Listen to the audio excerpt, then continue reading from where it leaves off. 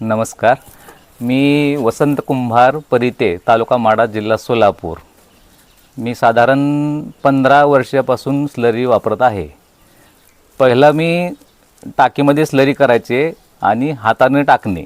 हा लेबरचा प्रॉब्लेम एवढा जाणवत गेला मला की स्लरी मला बंद करायची वेळ अशी वाटायला लागली. कारण का हात दुखणे, लेबर न मिळणे, त्याचा दुर्गंधी येण्यामुळं लोक टाकायला हाताने नको म्हणायचे. नंतर मी सिमेंट टाकीमध्ये प्रयोग केला. सिमेंट टाकीमध्ये टाकून परत ते कपड्याने गाळायचं.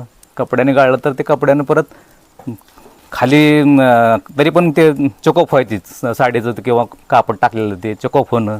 नंतर परत ते गाळण्याचा त्रास इतका जाणवला, परत तो त्रास होत नंतर मी निर्णय घेतला की आता फिल्टर घ्यायचा. म्हणून मी फिल्टर घेण्यासाठी साधारण मी 4-5 वर्ष ऑब्झर्वेशन करत होतो की फिल्टर कुठला घ्यायचा नेमका.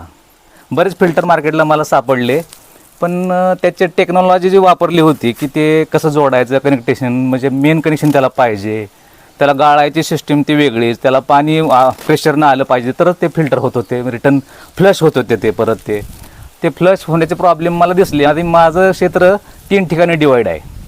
मग ते 3 ठिकाणी डिवाईड करायचं म्हटल्यानंतर मग मला प्रॉब्लेम, ते मेन पाईपलाईन माझ्यापाशी नाहीच, तर ते फिल्टर करायचंच कसं, मला हा प्रश्न पडला होता. मग म्हणून मी काय केलं की आता मी 3 वर्ष वेटिंगमध्ये बघितलं. परत मला असं साधारण यूट्यूबला एक व्हिडिओ दिसला की ते मला थोडं आवडलं. मग मी थोडंसं त्यांच्याबरोबर डिस्कस केलं. डिस्कस केल्यानंतर मला लक्षात आलं की हा फिल्टर मला माझ्या लायकी बरोबर योग्यतेचा आहे आणि सिस्टीम इझी आहे. कुठं स्टँड करायची गरज नाही, कुठं मांडायची गरज नाही, कुठं शिफ्ट करायचं तर शिफ्ट करू शकतो आपण, आणि इझी एकदम आहे. पाणी जिथून आपण स्लरी काढून घेतो तिथूनच थोडंसं छोटंसं प्रेशर दिलं की वरून फ्लश करायचा एक त्याचा वाल आहे. एकदम इझिली फ्लश होतं हे. आणि रफ टफ आहे आणि एकदम जाळी हेवीमध्ये आहे सगळं ह्यांचं. आणि 5व्या दिवशी बरोबर काउंट स्लरीचा तयार होतो. टँकमध्ये मी शेण, गोमूत्र आणि डाळीचं पीठ आणि गूळ आणि गोमूत्र ह्याच्यामध्ये टाकतो आणि टँक पाण्यानं भरून घेतो.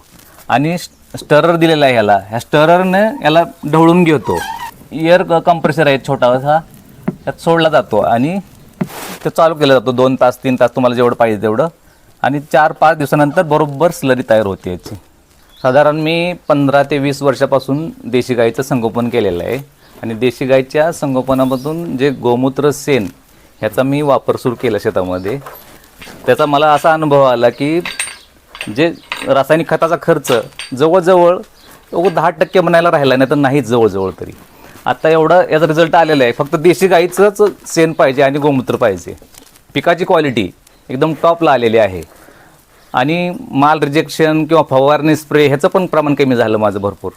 आपण देशी गाई वाढवल्या पाहिजेत आणि देशी गाईच्या शेण गोमूत्रापासून जीवामृत बनवून आपण शेतीला वापरलं पाहिजे. आणि त्या स्थितीत एवढं रिझल्ट आत्ता टॉपला रिझल्ट ते भेटायला लागलेत.